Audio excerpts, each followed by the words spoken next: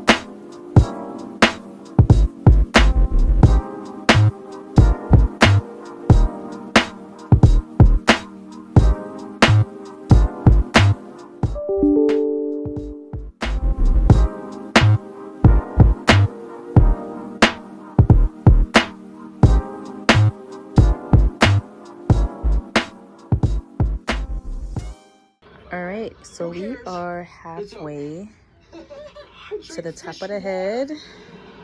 It's been somewhat of a journey. Alright, stay tuned.